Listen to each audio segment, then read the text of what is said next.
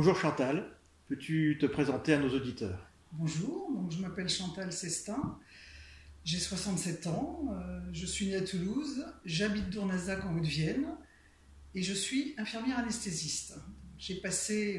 Après ma carrière civile, je me suis engagée dans l'armée où j'ai servi presque 25 ans dans les hôpitaux d'infrastructure ainsi qu'en opération extérieure et 3 ans en coopération, au titre de la coopération.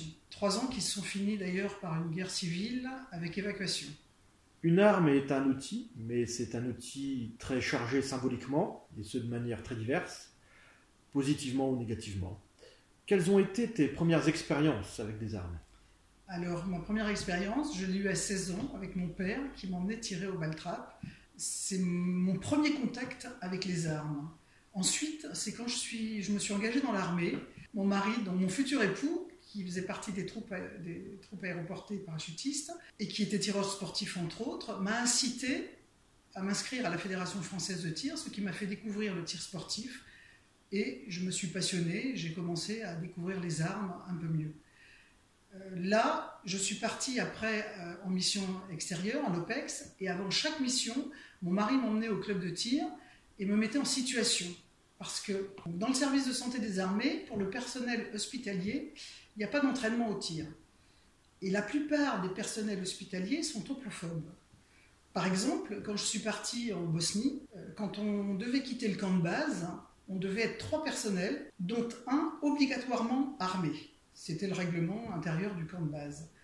Et mes collègues refusaient constamment de prendre une arme parce qu'elles en avaient peur, elles ne connaissaient pas. Donc sur les 3, je prenais mon arme, parce que bon, je faisais du tir, j'avais quand même une formation par la Fédération française de tir et par mon époux. Donc je partais avec mon arme. Ça, c'est un des exemples. Donc, heureusement, maintenant, la formation est différente et il y a un entraînement au tir obligatoire pour les personnels hospitaliers. Pourquoi, plutôt comment, es-tu devenue tireuse sportive, puis adhérente à l'ARPAC, et puis enfin représentante locale de l'association? Alors, tireur sportif, bon, j'ai répondu, c'est par mon époux, et puis ça m'a plu parce que j'ai fait des compétitions. Bon, j'aime le sport, j'étais moi-même très sportive et compétitrice. J'ai découvert l'ARPAC sur les réseaux sociaux. Je me suis fait prendre à partie par un internaute au sujet d'une discussion sur les armes. J'ai plus souvenir, mais enfin. Et j'ai voulu en savoir plus sur cet internaute. Donc je suis allée fouiller un petit peu dans son profil. Il était sous pseudo, mais j'ai découvert dans son profil qu'il faisait partie de l'ARPAC. Je me suis dit, tiens, l'ARPAC, c'est quoi?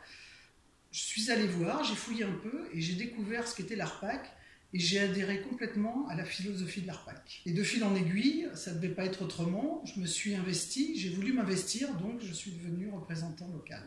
Quelles actions fais-tu ou envisages-tu de faire en faveur du port d'armes citoyen? Alors, les actions, j'ai d'abord été au devant de mes concitoyens et du maire de ma commune, première chose. Personne que je connaissais bien puisque j'ai été élue sur la commune sur un mandat. Donc je suis allée les voir, je leur ai parlé de l'ARPAC, je leur ai expliqué en détail, je leur ai posé des questions et là c'est très très difficile parce que la première réaction des gens c'est la peur. Un haut mon Dieu, et alors leur première constatation, enfin leur première réflexion, d'ailleurs c'est toujours la même réflexion, plus il y a d'armes, plus il y aura de morts.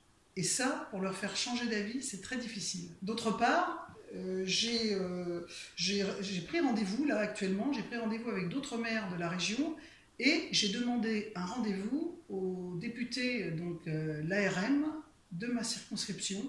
J'espérais avoir ce rendez-vous avant les élections européennes, et malheureusement, je pense que ça sera après. Existe-t-il à tes yeux une approche particulière de la question de la défense pour une femme?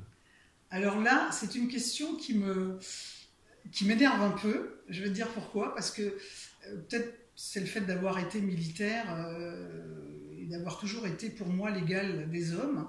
Mais je ne pense pas qu'il y ait une différence pour la défense d'une femme ou d'un homme. Parce que chez les femmes comme chez les hommes, il y a des femmes faibles, il y a des hommes faibles. Et je pense qu'une femme, elle peut se défendre. Alors c'est vrai que si une femme est armée et si elle est agressée, si quelqu'un veut la violer, de sortir son arme, ça peut dissuader l'agresseur. Ça, je suis entièrement d'accord. Mais c'est la même chose aussi chez un homme. Pour moi, c'est pareil. Il n'y a pas de différence entre l'homme et la femme.